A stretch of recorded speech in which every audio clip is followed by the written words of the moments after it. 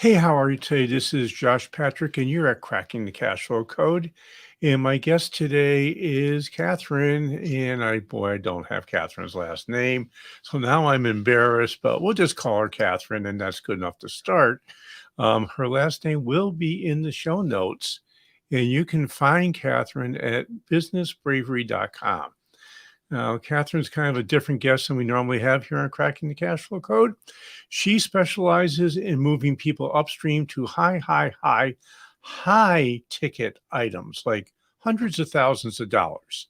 So it might be an interesting conversation for us to have with her about how you can move your business upstream to getting higher ticket prices and more lucrative customers. So let's bring Catherine in and starting the show. Hey, Catherine, how are you today? I am fantastic, Josh. Thank you so much for having me. My surname is Porritt, and it's absolutely okay that that wasn't there. So thank you so much for having me. We're going to have some fun. Yeah, we are going to have some fun. Again, I apologize for that. I tend to make at least one or two major mistakes every podcast, so I got We them all out of the do. way fast this time. so, so, Catherine, I mean, in your world, you generally work with thought leaders to get them to six-figure fees. Is that correct? Yeah, so what I do generally is work with the best of the best in every industry. So I work across all sorts of industries, services, authors, speakers. We've got people across every sort of industry that you can imagine.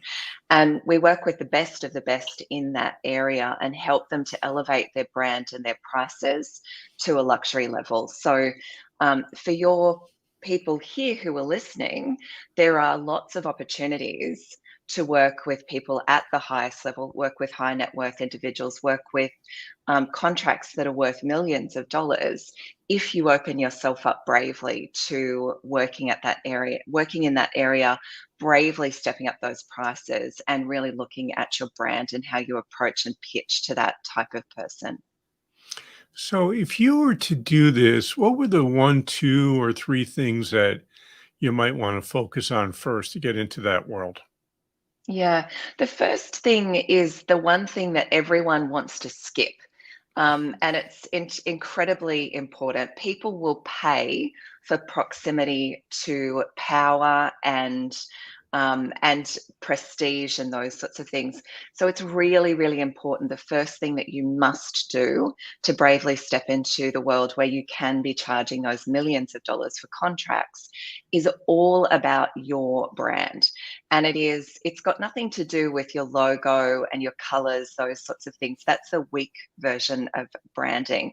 What I'm talking about here is that idea of charisma and magnetism and really learning how to pitch yourself, how to talk to people at that level and how to elevate and magnetize when you're talking to someone who's standing there with $1 million check.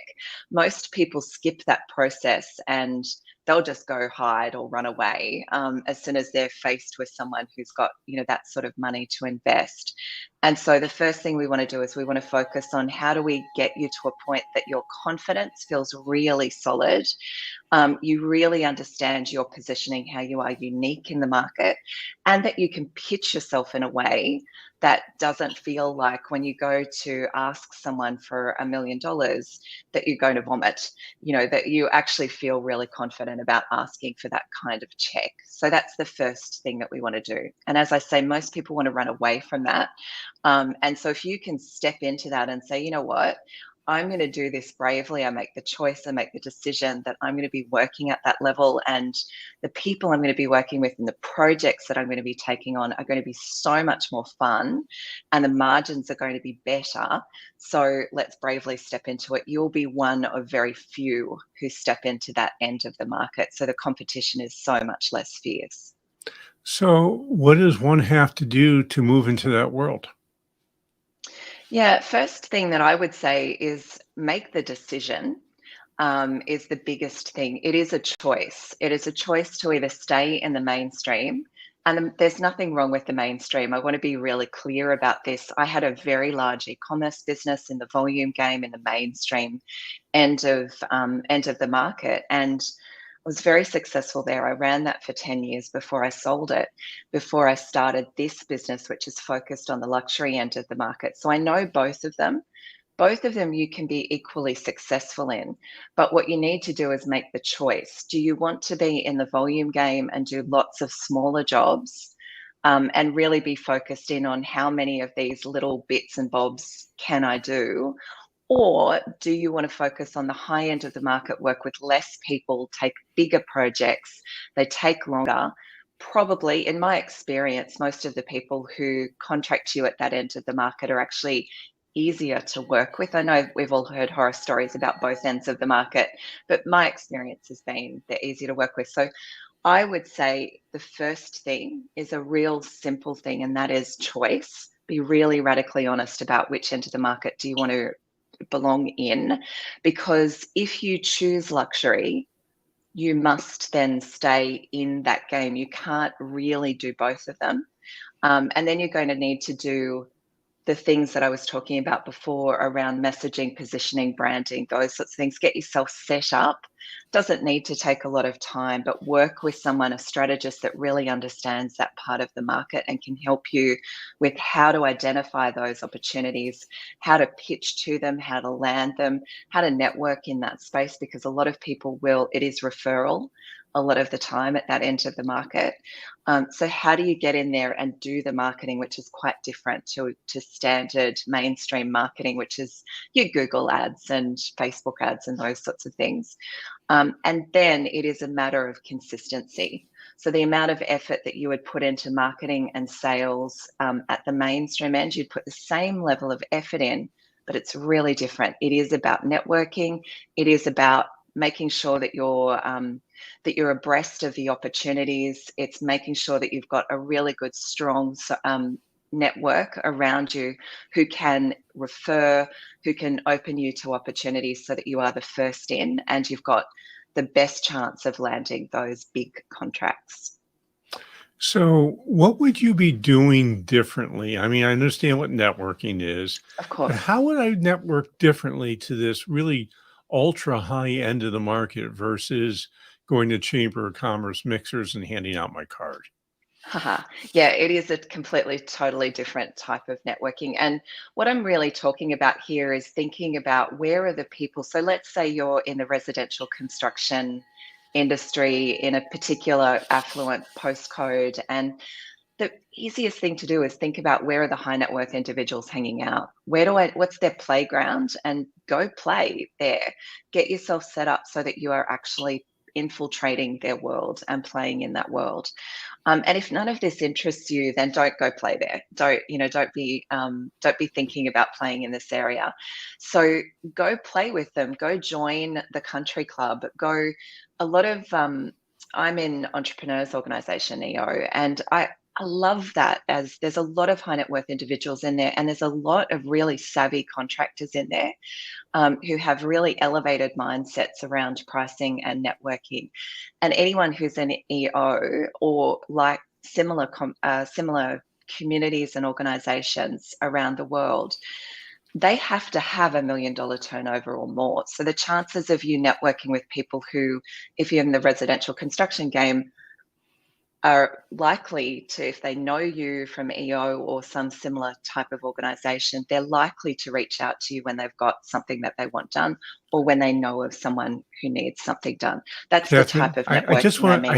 I have to stop you there just because you hit on something that, yes, it's a great place to network, Mhm. but even more importantly, it's a great place to make your business better. I mean, Absolutely. if you go Yeah. into EO or YPO or Mhm. Vistage, or Yeah. there's a bunch of other ones out there, but those are the big biggies. I used to be a YPO member myself, so I understand that world Yeah. relatively well. And even better yet than EO, if you can get yourself into YPO or WPA, which is Young Presidents Organization and World Presidents Yeah. Association, those, I mean, to even get into that organization, you have to do $10 million a year, I think now. Right. And you have to have Right. 60 employees. So if you Mhm. happen to have a construction company or you happen to have a business that qualifies and you're not networking your way in there, it's probably the easiest way to network into the higher net worth area that you're ever going to have because you don't have to work at it. You've got to, it's actually really simple. People look at me all the time and go, can't be that simple, but it is. And I've got the evidence over and over again where it is that decision, the branding, the messaging, go network. And I don't mean go to a chamber of commerce and give out your business card. You're right. Don't go to, the weak side of networking. This is about elevated mindset. Hang out with people who are really thinking about growth. Hang out with people who are really thinking about taking their business to the next level. And you will find incredible people to work with in there. And that's where explosion comes at the high end of the market. So Kathryn, there's something else that's really important for us to talk about, Yeah. which is the investment you're going to have to make to get into these groups. They're not cheap. Mm-hmm. I mean, I don't know what EO costs. I've been told YPO is now up around $20,000 a year. I know Visage is at $15,000 to $20,000 a year. I'm going to bet EO is slightly less expensive than that because it's a smaller group, but it's Yeah. still going to be somewhere around $10,000 a year. Yep. And the same thing goes for coaching. If you're not willing to spend $10, $15, $20,000 a year to get a coach, you're not going to get a good coach. That's all there Yeah. is to it. They have a certain amount of time. They have a certain amount of things to do. Kathryn, I'm going to bet that you charge a bit more than $20,000 a year. I do, yeah, absolutely. A lot more than 20. That's exactly right. But Yeah. it's, So go ahead. I'm sorry, you go sorry. ahead. But you're investing in yourself. Mhm. And I know it's really, really, really hard to write that check. And it's really hard to believe that at the end of the year, you're going to get a return on that investment. And you might not for the first year. The second year, you will. I mean, I can tell you a story about YPO and it helped to save my life, my financial life, about selling a business when I should have sold it a couple of years before I did. Uh, and the advice you get and the feedback you get and the access that you have to others. I don't know who said this, but somebody has said the people you hang around with or something like the people you hang around with is the sort of quality you're going to get in life, something like that. I can't Yeah, remember the yeah. actual quote. Does that make sense to you?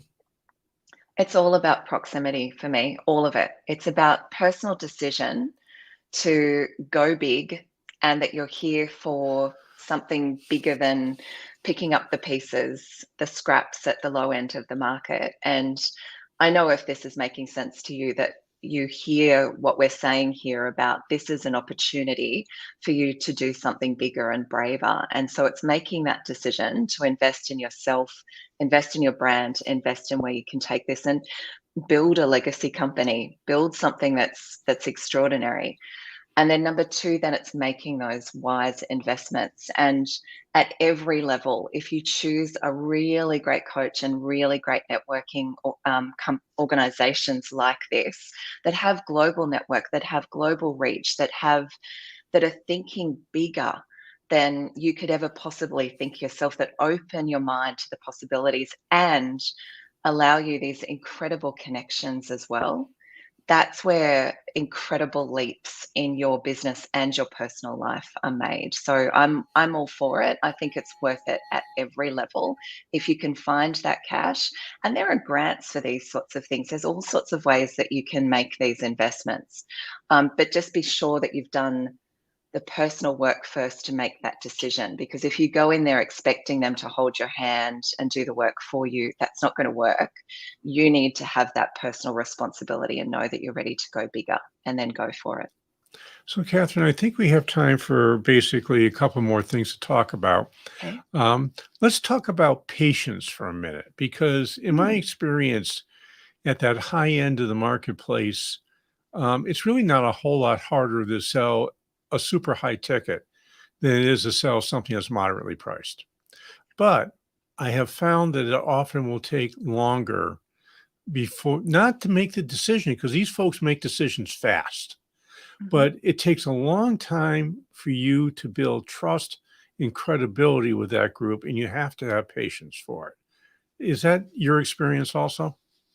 It's 100% my experience. So I will often talk to my clients about that idea of, if you're going to market and grow and all of those things at the low end of the market, what we call the mainstream end of the market, you'll be putting all of your effort and energy into volume. How many eyeballs can I get on this thing? It's probably putting money into things like social media, your AdWords, those sorts of things.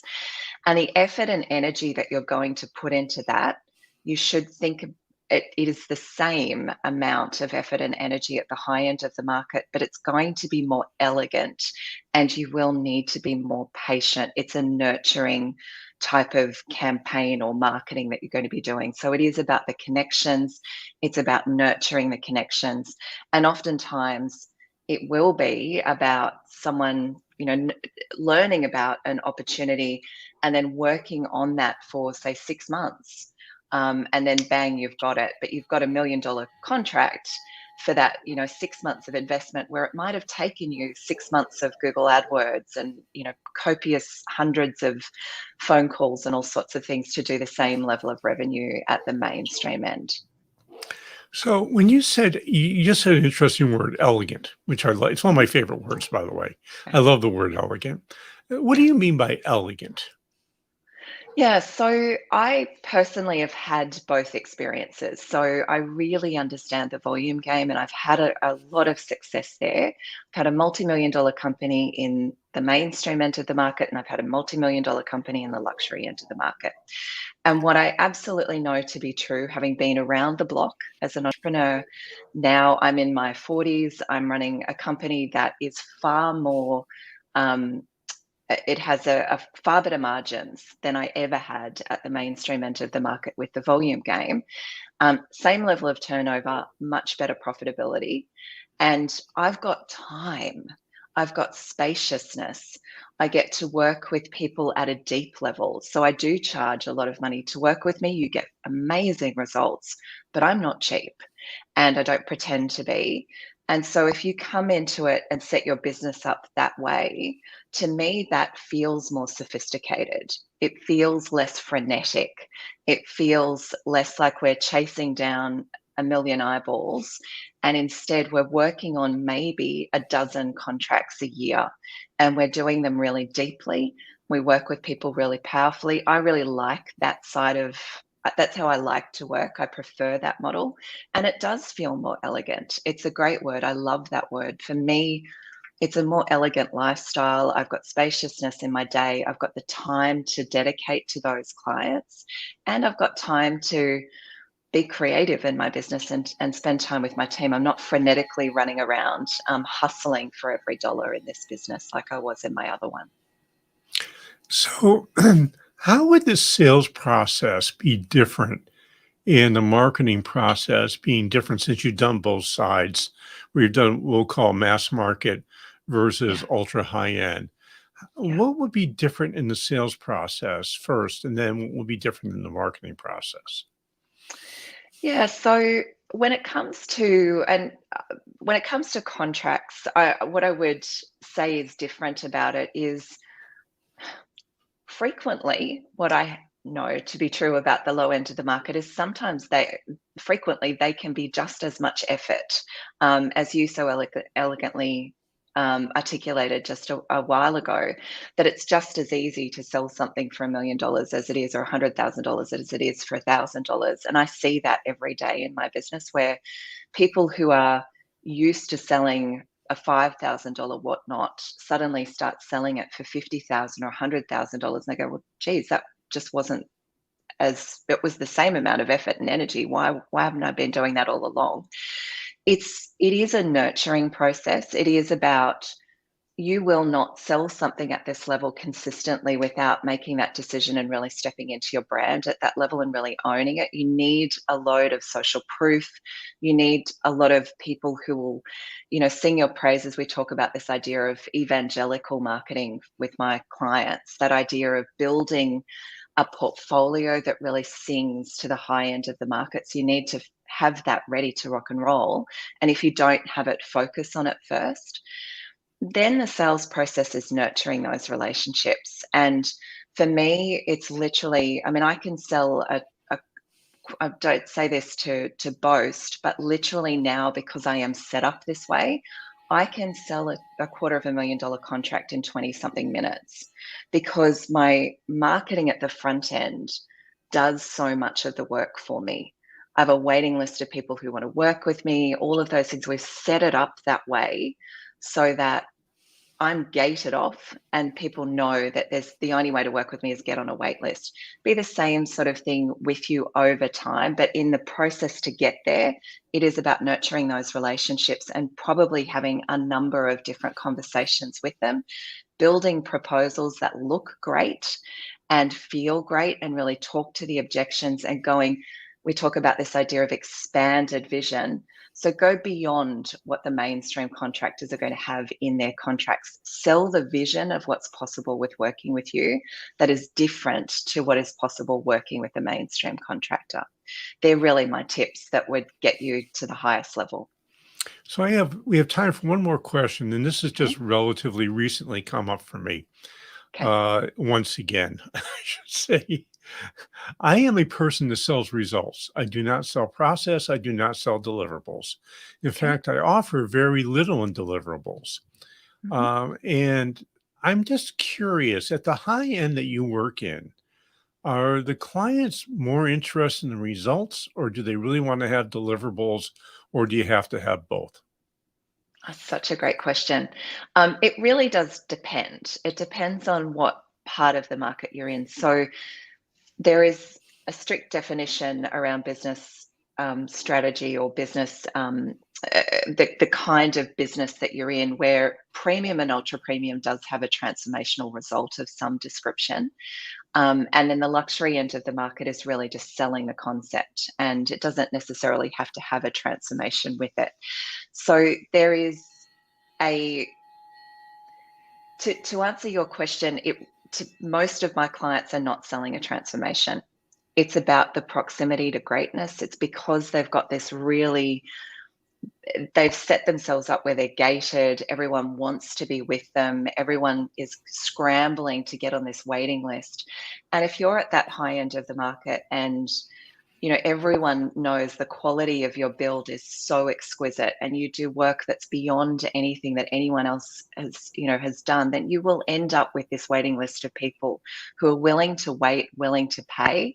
And it isn't about the transformation it's going to stop being about the when can I get this done and the frenetics of the contract's due on this date, da, da, da. It'll be less about that and more about this elegant, creative, spacious process that you just spoke about, because you have really nailed that social proof and people want that proximity to the greatest contractor in the area, the one that really sells that expanded vision of what's possible. So, Catherine, we are unfortunately out of time. Yeah. And somebody from your staff, little birdie, came and told me that you have a podcast you're going to launch. So, can you talk about your podcast for a second and how people might find you and if you want to be found at all? Oh, fantastic. Well, I would love that. So my company is called Business Bravery. So you can find me there. We are launching a podcast. It is called Icons Incorporated. And what we're doing with that is we're breaking down how icons are made. So we're looking at some of the biggest iconic personal brands and how they've commercialized that influence and created iconic businesses. So people like Disney, people like Martha Stewart, people like Chip and Joanna Gaines is actually our first one that we're breaking down. Really looking at how did they get to where they are? What was the process they followed? How have they commercialized that influence? And what are all of their business interests now? And it's fascinating to me because I'm all about creating multifaceted wealth for my clients, not just one or two streams of income. And so breaking this down has just been an absolutely fascinating process. And if you're interested in how do I take this to the next level and inspire me, then that's what we're aiming to do with Icons Incorporated. Cool. And I have Yeah. two things I would like you to do. And you've heard the first one about 9,000 times. Or actually, you've heard it about 340 times. So we'll make it 341. Is that Wherever you're listening to this podcast, please go and give us an honest rating and review. You've heard me say this. If you love us, give us 5 stars. If you hate us, you can give us 1 star and I'll only cry a little bit. But please give us an honest rating and review. It's really important. It helps people find our podcast. The second thing is I just published my second book, The Sale Ready Company. And our Aardvark family continues on the journey. And in this volume, John is thinking about getting ready for retirement.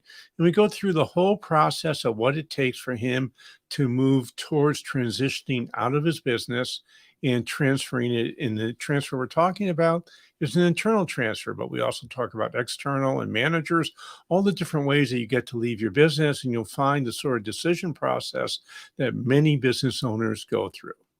So this is Josh Patrick. We're with Kathryn Porritt. You're at Cracking the Cash Flow Code. Thanks a lot for stopping by. I hope to see you back here really soon.